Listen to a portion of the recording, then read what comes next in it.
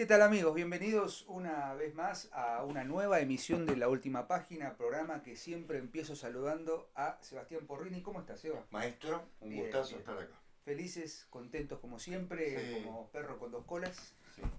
¿Cómo será un perro? No sé, Sí. un engendro, una deformidad absoluta. Exactamente. Claro. Aquí estamos compartiendo una nueva emisión con ustedes, con los suscriptores silenciosos que tenemos a montones, por suerte, seguimos creciendo. Ojalá, como decimos, que terminemos este año cerca de los 5.000. A ver, no somos vanidosos, pero nos daría mucha alegría llegar a un número Re contento, de la ese verdad. estilo, porque como decimos siempre, esto empezó con una idea muy simple Exactamente. y bueno, ha crecido muchísimo y bueno, los que nos siguen continuamente y con mucho fervor saben cómo empezó esto, así que estamos muy contentos. Seba, te interpelo de esta manera, con seriedad y solemnidad, Bien. porque el tema que vamos a trabajar hoy así lo requiere. O Perfecto. no, tal vez no, por ahí más adelante, Totalmente. cuando esto, Son graciosos estos cuando esto señores, ¿eh? empiece a bajar, tal vez. Exactamente. Hoy vamos a hablar. Cuando el viento de las ébridas. Sí, sí, el trono entre las hojas. Exactamente. Hoy vamos a dialogar o vamos a presentar algo que nos debíamos hace tiempo Y que nos pidieron. y que nos han pedido. Sí, Sí, sí, justamente sí. estamos cumpliendo los pedidos. Esa es una aclaración importante, gracias Eva por recordármelo. Muchos suscriptores, muchos, una gran cantidad de suscriptores nos piden temas, autores, libros. Obviamente deben suponer que nosotros tenemos, que hemos leído todos los libros de esta Claro, biblioteca. Tratamos de resolver los pedidos en la medida en que podemos ir preparándolos con cierta claro, prudencia, ¿no? claro. Tampoco vamos a decir que Hay hemos cosas que leído tenemos todo lo que leídas nos y otras. piden, qué sé yo. Claro. Hay otros pedidos que directamente no, lamentablemente no vamos a cumplir porque tampoco Hicimos la aclaración. hicimos la Sí. aclaración, bueno, no la voy a volver a hacer. Claro. Pero el taoísmo, que es el tema sí, que vamos a trabajar hoy, sí ha sido solicitado varias veces, así que hoy se va directamente, vamos al grano, vamos a exponer, vamos a desarrollar las ideas fundamentales del taoísmo, siempre dentro de la línea, como siempre decimos, ¿no? A veces trabajamos un tema, a veces trabajamos autores, y esto podría ser considerado dentro, ¿sí? Por la ventana de los estudios tradicionales. Claro, claro. Grandes tradicionalistas han tomado el taoísmo Vamos a como nombrar. uno de los caminos de Totalmente. iniciación hacia la búsqueda de la superación, ¿no? De la trascendencia. ¿Qué es el taoísmo, básicamente? El taoísmo proviene de la palabra Tao o Dao en chino. No sé hablar en chino, así que por favor la comunidad china que sigue este programa Claro. o los chinoparlantes sepan disculpar las pronunciaciones que bueno, vos me vas a hacer alguna reconvención. No. El Tao o el Dao es una tradición eminentemente filosófica de la China ancestral, de la China antigua, que después tendrá sus derivaciones religiosas, ¿sí? O sea, no confundir de entrada el taoísmo como una tradición religiosa. En sus inicios, allá aproximadamente, circa siglo IV antes de Cristo. Sexto también. Sexto también, con dudas. con dudas, pero bueno, es un poco difusa la claro. adaptación del origen del taoísmo, pero sí podemos decir que gran parte del conocimiento del taoísmo se empezó, por así decirlo, a cristalizar a partir del libro el Tao Te Ching, o el Tao Te Ching, o el Tao Te Ching, como se pronuncie, del pensador Lao Tse. Que ese sí data del siglo aproximadamente. Sí, quinto antes de Cristo. Siglo V aproximadamente. Cuarto. O sea, piensen ustedes en lo siguiente, que esto es lo interesante, porque el problema con el taoísmo, como con la mayoría de las tradiciones orientales, sobre todo las más antiguas, es el siguiente. Hay una enorme distancia entre Oriente y Occidente. Esto lo hemos dicho ya cuando hablamos de que no. Comprender Oriente para Occidente es un problema. Piensen ustedes que el taoísmo, como doctrina filosófica o como principio, digamos, como, claro. Tradición filosófica, empieza a desarrollarse fuertemente y empieza a cristalizarse fuertemente cuando aquí en Occidente hablando, ¿no? Claro. En la antigua Grecia todavía se estaban pensando el famoso paso o la transición entre el mitos y el logos. Claro. Todo el fundamento de la discusión filosófica desde los tragediógrafos o desde el siglo V a esta parte. Mientras tanto en China, ¿qué sucedía? Estaban pensando en una tradición filosófica que de alguna u otra manera estaba tratando las mismas temáticas. Exactamente. Digo, hago esta aclaración porque parece que la única filosofía es la occidental. Y vos siempre lo decís, vos sos un gran defensor. Si tuviéramos que hacer un estudio sobre la mitología oriental y sobre la filosofía oriental, ni hablar de los estudios de religiones comparadas de Oriente, necesitaríamos otros 2000 años de historia ordinaria para poder entender mínimamente un ápice de lo que fue Oriente, el Oriente oculto. Pero bueno, volvamos al taoísmo. El Tao, entonces, es el principio filosófico que se centra en dos ideas fundamentales. El Tao es un camino, significa camino en chino, vía, senda, sendero, pero es un camino, y acá viene la complejidad para entender o para explicar la esencia del taoísmo, es un camino que transita del no ser al ser. ¿Me explico? ¿Qué quiere decir esto? El Tao es la unidad absoluta, mutable, que conforma la realidad suprema y el principio cosmogónico y ontológico de todas las cosas. ¿Qué quiere decir esto? El Tao existe, el camino existe antes de que todo fuera creado. El Tao es origen y manifestación de todo lo creado. Antes del cielo, antes de la tierra, existió el Tao. Existió, mutatis mutandi, el no ser. Hay un libro muy interesante de... no me voy a acordar, el de Comio Helena, ¿cómo es el sofista? No, Gorgias. Sobre el no ser, el tratado del no ser. Pensemos que Gorgias lo escribe siglo III a.C., siglo IV, Chirca. Bueno, desde una mirada muy griega. Pero en el Tao, el concepto del no ser se fundamenta en algo que tiene que ver con una desmitificación que es necesario que hagamos también. Hay mucho charlatán dando vuelta, ¿sí? Mucho parlanchino, con esta cuestión de, bueno, ya hemos dicho, ya hemos disparado, como diría Sebastián de Caro en referencia a la atención que Ángel Fareta le hace a Kubrick. Claro. Nosotros tendríamos que hacer horas extras para pegarle a todos estos el Tao esencial, parlanchines del taoísmo esencial, claro, del I Ching, la esencia del Tao, sí, de los tés chinos para adelgazar, qué sé yo. Bueno, el yin y el yang, ¿no? El famoso símbolo, el famoso signo que no, las fuerzas opuestas se atraen. Está bien, eso es para, voy a usar una palabra más, para la gente de a pie, digamos, para el vulgo.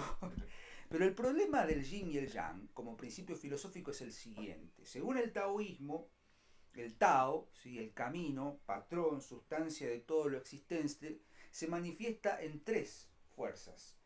Una fuerza cálida, una fuerza fría, una fuerza seca, una fuerza húmeda. El yin como la ladera oscura de la montaña y el yang como la ladera iluminada, luminosa de la montaña, el principio masculino y el principio femenino, como dos vías opuestas, amalgamadas, unificadas en la tercera vía que es el Tao. Claro. El Tao es aquello que permite la manifestación del no ser con el ser. Claro. No es, a ver, yo trato, vos lo vas a explicar mucho mejor. No.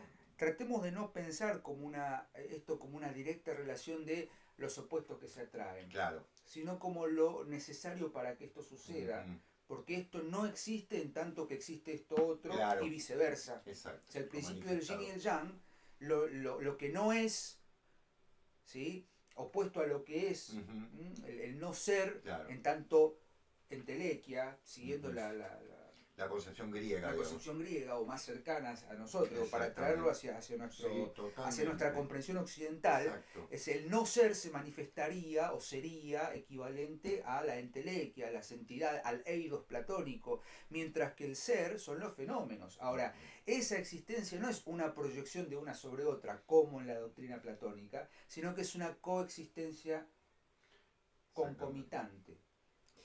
Dice Lao Tse, dice Lao Tse cuando inicia su libro, el Tao Te Ching, que se puede traducir como el libro del camino y de la virtud, claro. ¿no? O el libro de los senderos de la virtud. Qin es libro. Bueno, el Qin es libro. Tao, es decir, es el camino, es el libro del camino, del sendero y de la virtud.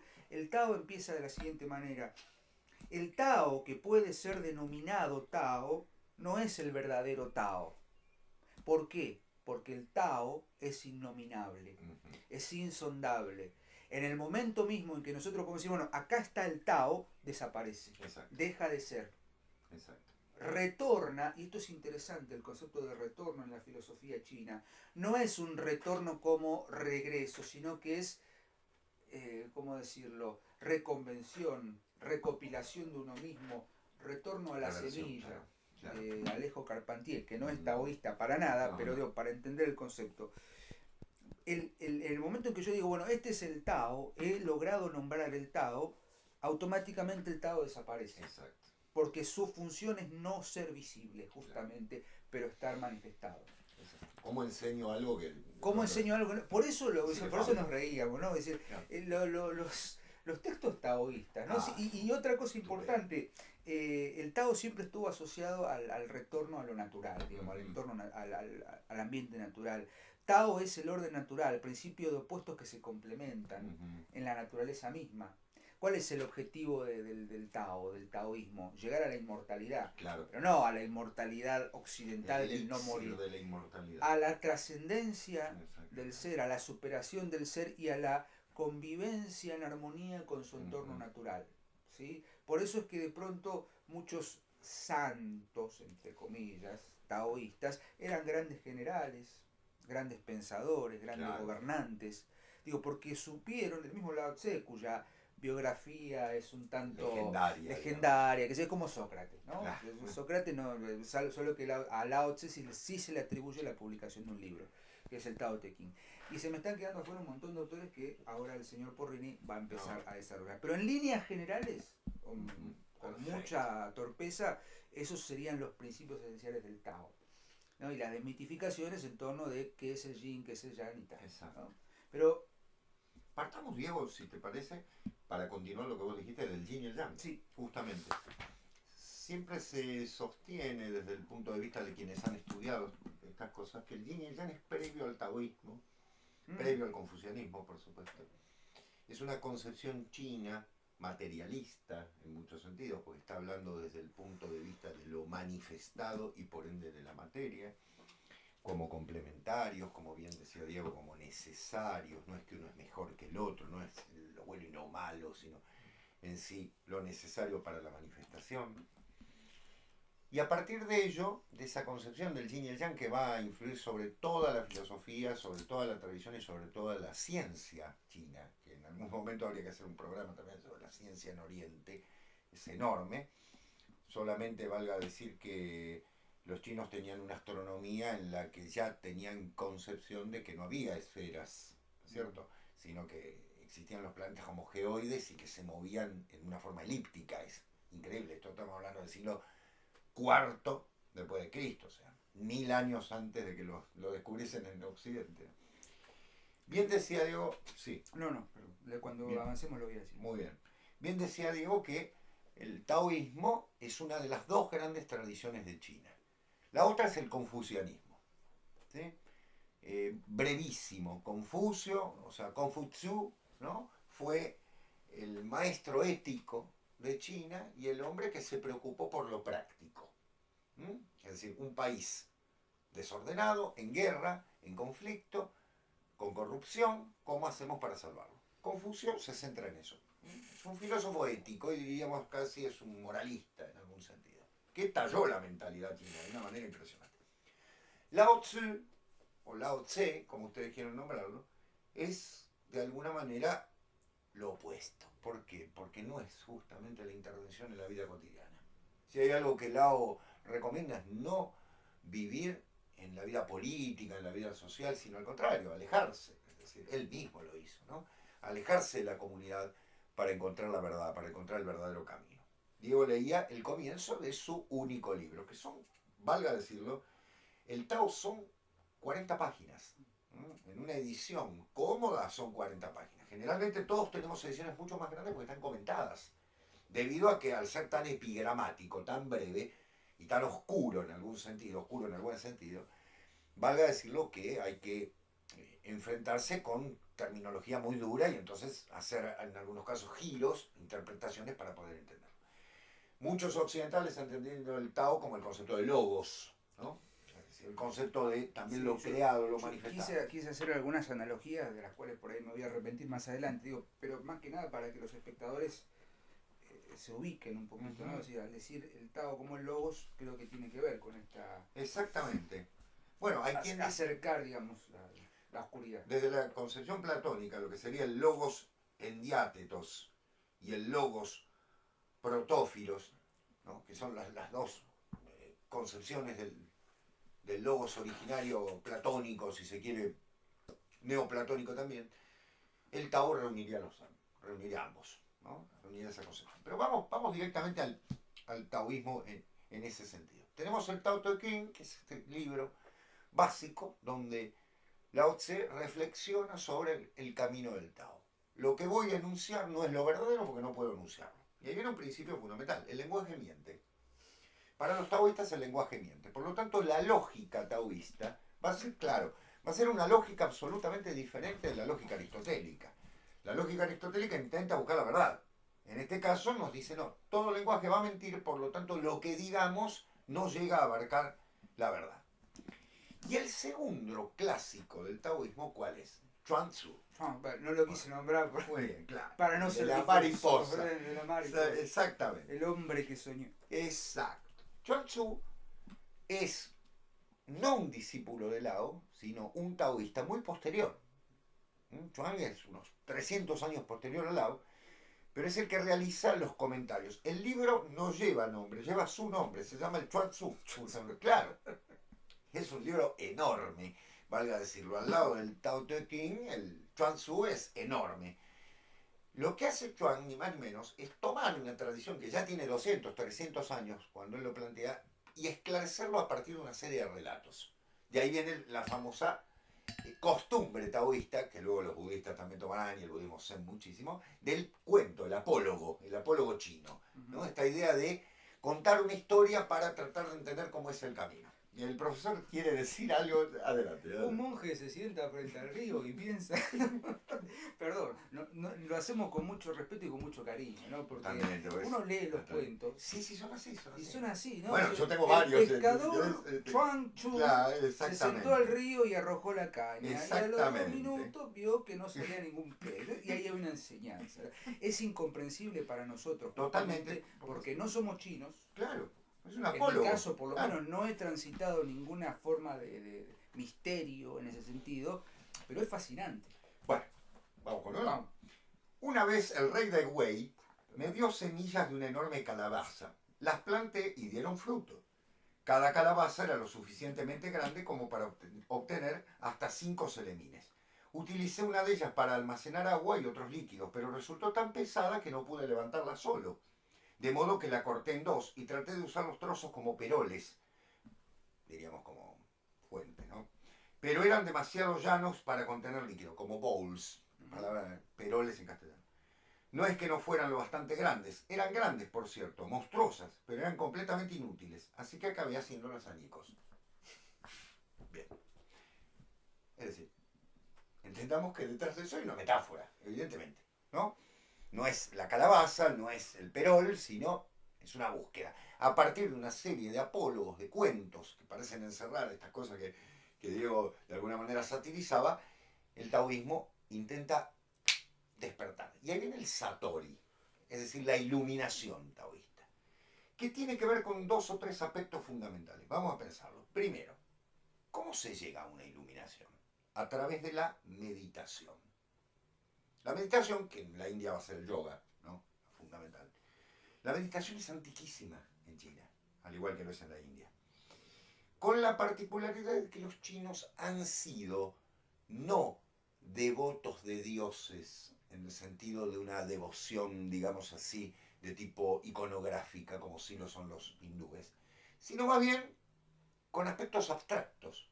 Por eso el taoísmo es tan complicado en ese sentido. No hay imágenes de. En un comienzo son simplemente expresiones de una mística hacia la vacuidad, porque ese es otro tema, el vacío. Cuando uno dice esto, dice la nada, no, no es la nada, no es la nada sartreana. Estamos hablando del no ser. Es mucho más complejo. Mucho más complejo. Aquello que de alguna manera contiene todo lo que es y no es. ¿Sí? Es decir, hay un pensador que lo define de la siguiente manera. Dice, el no ser es la batería de la linterna, ¿no? Es decir, uno ve una batería, pero en realidad la luz sale desde la linterna. La luz sería lo manifestado, lo no manifestado sería el no ser. En ese sentido, primero la meditación. En segundo lugar, la respiración, clave, ¿no es cierto? Para todos estos pueblos, para los pueblos orientales, la respiración es el elan vital, digamos, es lo que forma parte de la esencia del ser humano y que digamos así, su control, su dominio, lleva obviamente a un control de la conciencia para los 54 estados de conciencia que existen según el budismo, por poner por caso. Es decir, eso es lo que se llama la respiración embrionaria. Y en tercer lugar, hay una influencia muy grande del yoga tántrico. La mano izquierda, claro. Que aquí no vamos a dar pie para otros comentarios porque van a llevar a ciertas cosas siempre yo te guío, sutiles. Yo te guío para que no confundamos. Exactamente, para que no confundamos las cosas. Y que los marcos de esta charla sean realmente... No se pierdan, no se pierdan. Claro. Es decir, ¿qué es esto? Es fundamentalmente la idea de que si el no ser es mucho más amplio que el ser, porque imaginémonos que lo manifestado es mucho menor de lo no manifestado, cuando hablamos del yoga tántrico y hablamos de unas concepciones que tienen que ver con la fuerza de la energía sexual, que el yoga hindú también ha trabajado muchísimo, los monjes taoístas, porque después se van a constituir en monasterio y demás, también van a usar de esa energía como una forma de meditación clave, que lleva muchísimo tiempo y que lleva iniciados, porque ahí viene el tema, al ser esotérico, al ser oculto, al ser, digamos así, un principio muy, muy profundo, se necesita de una iniciación. La mitología taoísta es riquísima. Valga decir que se habla de 10 épocas míticas, ¿no? La última de las cuales inicia el periodo histórico de China. O sea, hace 5.000 años atrás era la última etapa mítica. ¿Qué encontramos en esas etapas míticas? Los hombres iluminados, que forman parte de los inmortales, por eso lo que decía Diego, la búsqueda del elixir de la inmortalidad, que es un principio clave del taoísmo.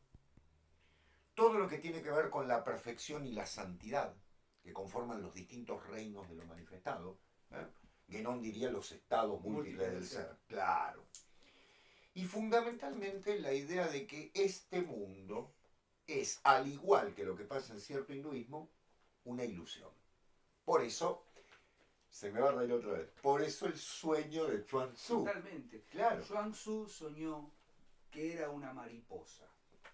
Y al despertar, no sabía si había sido un hombre que soñó ser una mariposa o una mariposa que había soñado que era un hombre. Cuento citadísimo por Borges, porque lo cita en castellano, lo cita en inglés. Exactamente. Pero en esa, como decía, ¿no? En el apólogo, digamos, en el cuento con cierta moraleja, exactamente, la parábola, por así decirlo, hay algún tipo de sentido trascendente que tampoco es un sentido moralista o, qué sé yo, didáctico, pedagógico. Exacto. Es, no, es marcar la senda. Exactamente. Porque aquí hay algo que... El Tao, marcar el camino, para no verlo. O sea, no importa el camino, importa el caminarlo. Totalmente. O sea, no importa entender, bueno, esto he descubierto el Tao. Porque en el momento que yo digo, siguiendo a Lao Tse, o Lao Tzu, en el momento que yo digo, bueno, he descubierto el Tao, chao, sonamos. No lo puedes manifestar. Yo recuerdo... Es la condición poética también, ¿no? Bueno, hablando de poesía, ¿no? Esto no está guionado, pero yo recuerdo... Octavio Paz. No, bueno, Octavio Paz obviamente sí. Trabajó con el Taoísmo. Lo hemos dicho, creo, en el programa. Sí. Yo recuerdo hace muchos años ya, cursé una materia en la universidad, mientras hacía la licenciatura, que se llamaba semiótica. Y una semiótica obviamente de corte literario, ¿no? O sea, el aplicar ciertos elementos de semiótica, no de semiología, a texto literario. Y vimos un concepto de un pensador francés muy conocido, el famoso autor del esquema actancial, Greimas.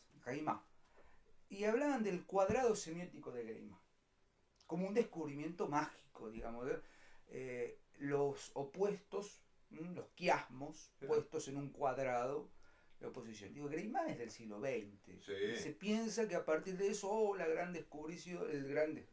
gran descubrimiento de las cosas que se oponen. Digo, esto ya está dicho ni siquiera por los griegos. Ya está pensado por el Tao, Sí. el taoísmo. Uh-huh. Y no es el camino facilista de decir la muerte se opone a la vida. No. La muerte es el no ser de la vida. Y la vida es en tanto vida porque es el no ser de la muerte. ¿Se entiende? No, tampoco es un juego de palabras. No, claro. No es Heideggerismo 1. Claro. Es otra cosa mucho más compleja. Es decir, insisto con esto, lo difícil de entender Oriente. Porque lo importante es el no ser y no el ser. Hay un monje budista del budismo zen, no me acuerdo el nombre ahora, pero tiene un libro que se llama El libro de la espada o algo así, Uh-huh. que es un diálogo... No, el Hagakure no es, no. Es bueno. Takuan Soho, ahí Ajá. está. Takuan Soho en la espada, la mente libre, ahí está, la mente libre, que lo dijimos en el curso de literatura japonesa, cultura japonesa. Takuan Soho, que si bien no es taoísta, pero comparte de algún modo las raíces de este pensamiento oriental, plantea que el espadachín, ¿no? el que se bate a duelo, tiene que liberar la mente y tiene que pensar en la nada. Claro. Porque si está pensando en el ser de la espada que lo está atacando, su mente va a estar distraída en un elemento físico, que es eso y nada más. Si la mente se libera y llega al estado de la no conciencia, el no ser, puede ser capaz de visualizar más allá de lo que está sucediendo en lo inmediato. Eso, entender ese ápice mínimo de pensamiento tradicional oriental, insisto, nos llevaría muchísimos siglos. Llevaría incluso a una refundación de los principios filosóficos que consideramos como tales. Totalmente. ¿No? Porque estamos muy seguros, perdón Seba, seguros, muy afianzados en una filosofía, en un sistema filosófico, en un pensamiento filosófico que es occidental. Sí. Totalmente, claro. Bueno, nos estalló la cabeza el problema del ser parmenídeo, ¿no? Claro, está bien. Claro. Ahora, lo que vos decís, Diego, es tan fundamental. Llevémoslo desde el punto de vista de la esgrima, o si se quiere, del espíritu guerrero, ¿no? Lo que diríamos el etos guerrero, hacia, por ejemplo, el tanterismo. Yo sé que me voy a meter en camisa 11 varas y en un campo escabroso, pero la verdadera relación sexual también existe en la vacuidad en el pensamiento. En tanto pienso no funciona. ¿Me explico? Es decir, la verdadera esencia del tanterismo está en relación, y el taoísmo lo toma, está en relación con la vacuidad de la mente. ¿Sí? Porque esa concepción de, voy a decirlo en latín para no ser muy escabroso, coitus interruptus, se produce a partir de la vacuidad interior. Si no, es imposible. Si estoy en esencia, en toda esa fuerza, es muy difícil. ¿Qué pasa? Que ustedes me dirán, bueno, entonces el taoísmo, ¿qué fue o qué es? Han pasado 2500 años, como le pasó al budismo, como pasa con cualquier tradición en este sentido. Después se institucionaliza como religión. Claro. La salvedad no nace como religión, no, muy bien, nace como un camino metafísico, entiéndase. No es un camino puramente filosófico, no es esta idea de conocemos, no. Hay fundamentalmente una concepción metafísica, que se dice, se puede decir poco y es una búsqueda. Por eso la meditación, por eso el yoga, por eso la respiración, etcétera, etcétera. Pero ¿en qué derivó? Todo deriva en algún sentido en un taoísmo popular. Y ahí operan dos cosas claves. La magia taoísta, que no significa sacar un conejo de una chistera, sino fundamentalmente una magia que es operativa de invocación de los espíritus. Piensen que en China la tradición del culto a los muertos es muy grande, de los antepasados. Y en segundo lugar, algo que desarrollamos en el programa de alquimia, que es la alquimia taoísta. La alquimia taoísta busca algo fundamental. La alquimia exterior busca el elixir de la muerte, el elixir de la inmortalidad, a partir de que sea una bebida. El atanor. Exactamente, lo que veo. Y la alquimia interior busca aislar el principio vital para que se libere, como lo lleva Mukti en el hinduismo, se libere y en ese sentido pueda ascender a esa meditación, a esa iluminación mayor que justamente es inefable. ¿Qué podemos leer? Bueno, voy a nombrar a 3 o 4 autores y voy a cumplir con una oyente que nos escribió diciendo por favor pongan la bibliografía abajo. Lo vamos a empezar a hacer. Lo vamos a empezar a poner. Lo hemos prometido y no lo cumplimos. Tomen nota. El tomo 2 de Sufismo y Taoísmo de Toshihiki Isutsu. Yo sé que ya es impronunciable el tema, que está en ciruela. Está dedicado al taoísmo. Es impronunciable e incomparable. E incomparable. Yo lo compré hace muchos años y demás. Segundo, la apología del taoísmo de Giuseppe Tucci. Está en internet, se consigue completa. Tucci fue uno de los más grandes investigadores sobre la tradición tibetana y china. Por supuesto, italiano el hombre. Sus textos están en castellano, así que se pueden leer perfectamente. Gran traductor del Pali, del sánscrito, del Prakriti, de todas las lenguas de la zona, incluso del tibetano también.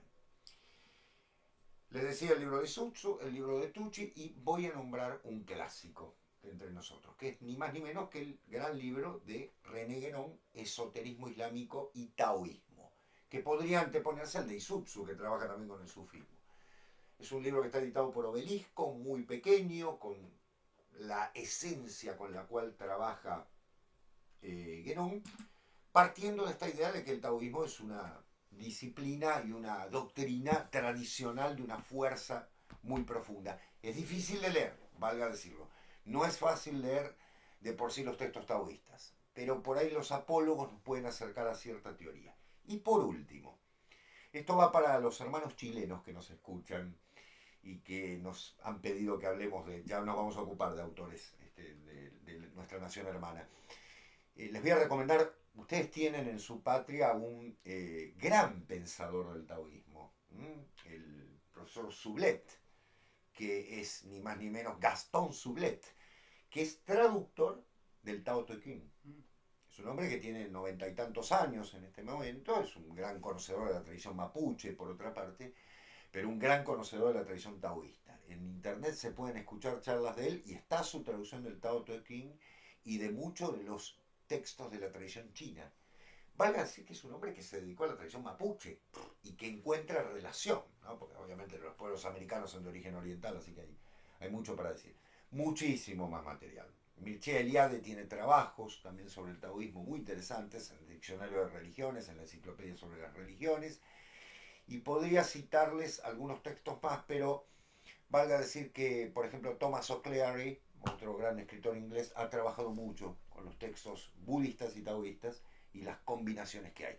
De ahí se deriva el budismo zen, pero me callo porque... Para otro programa. Para otro programa. ¿Qué va a ser la semana que viene? No lo sabemos. Hasta acá llegamos hoy, nos fuimos de tiempo, pero espero que vayan al taoísmo con otra mirada, ¿sí? Y nosotros nos veremos, Seba, el lunes que viene, ¿te parece? Señor, por supuesto. Y a ustedes también, una nueva vez en la última página. Nos vemos, y a seguir leyendo, como decimos siempre. Chao. Adiós, gracias. Laudamus Deum.